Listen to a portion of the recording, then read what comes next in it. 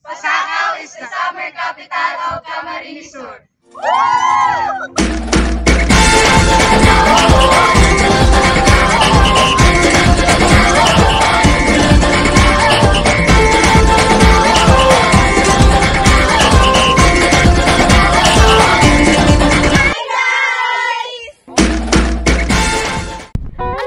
Kung saan nagsimula ang salitang Pasakaw?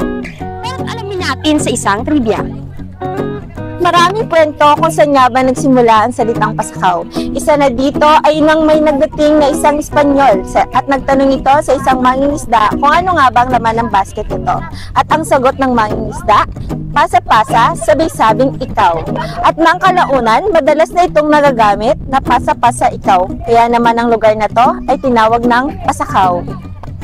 During the Spanish colonization, in the 16th century, Pasakaw was the slumbering visita and served as the only existing port of the Bicol region.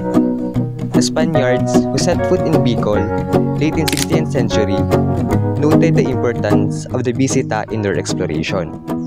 Pasakaw became an strategic defense port against the raids by Moro pirates from 1585 to 19th century. Alam nyo ba na may isang pagdiriwang na kung saan pinapakita ang mayamang kultura ng Pasakaw? Pasa-pasa ikaw o Pasakaw?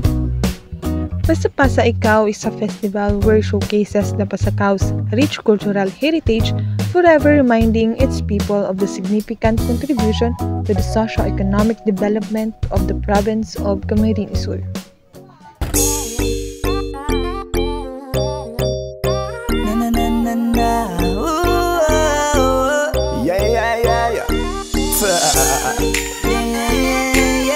I'ma take you to the front,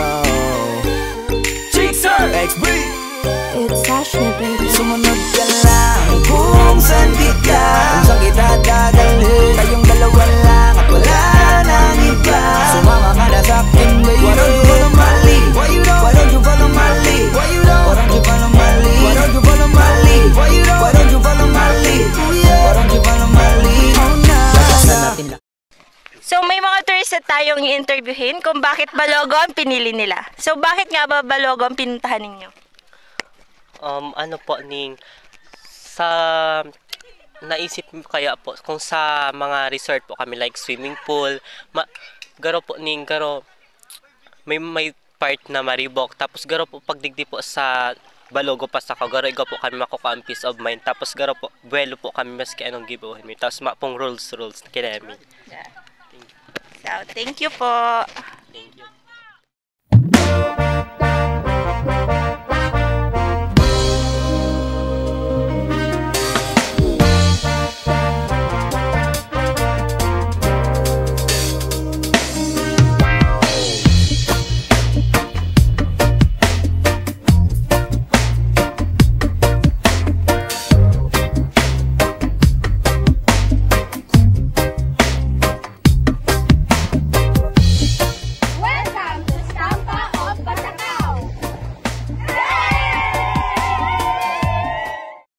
Hello sir, kumusta? By the way, kumusta po ang experience dito sa Stampa? I am Lucas and I am from Dalupao. And maganda yung experience namin kasi it's my first time actually. I am from Dalupao. It's really my first time to come here at Stampa. And it's really good. Like the crystal clear water and sadly, medyo madaming tao kasi sa Sunday and hopefully na makabalik kami sa mga susunod na araw dahil gusto namin ma-experience yung kami lang actually para mas ma-enjoy namin yung view kasi napakaganda talaga. So isa pang tanong sir, bakit nga pala Stampa yung napili nyo dito? Bakit ito yung pinili lahat ng beach eh dito kayo pumunta? Apart kasi aside from the other beach like Dalupaon, na ganito rin yung kulay ng water.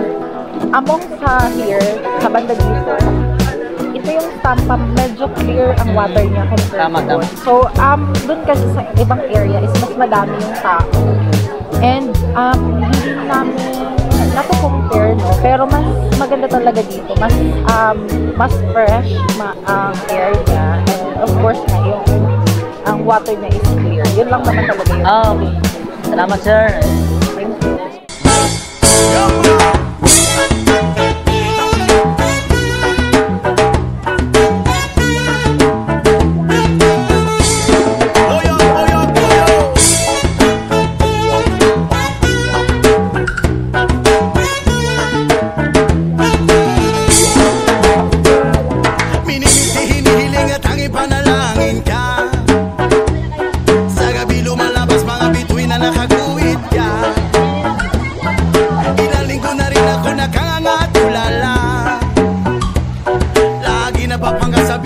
Nakayakap ka, sana'y dinggin itong aking mga hiling, ako'y nananalang. Just a few walks away from CBSUA, you can get to have fun with your friends on the cool breeze, a majestic view of the town. And now, enjoy various food offerings from one of the most popular food chain here in the Pasakaw, the Street Park.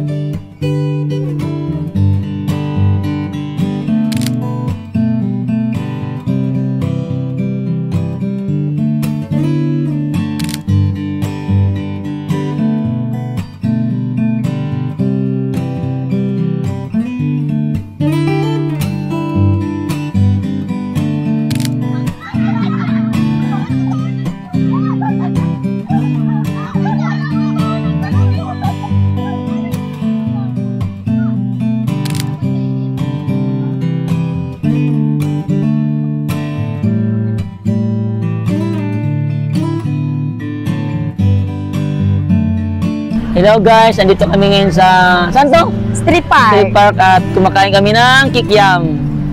So kung makikita niyo, maraming tao. At maganda dito guys kasi habang nakatambay ka, pag nagutom, may mapagkain, pwede kang bumili, mga mura lang. And masarap syempre. Anong masabi mo Miss Glidel sa Actually, kikiam talaga ang pinaka-favorite ko kapag pumupunta ako ng Street Park. Okay. Mas lalo na kapag hapon kasi hapon ang madaming taong pumupunta dito. Dahil isa na dito, bukas na yung mga ilaw kapag hapon, malapit ng dumilim. At marami na ding mga bagong luto na pwede niyong pagpilian. Yun!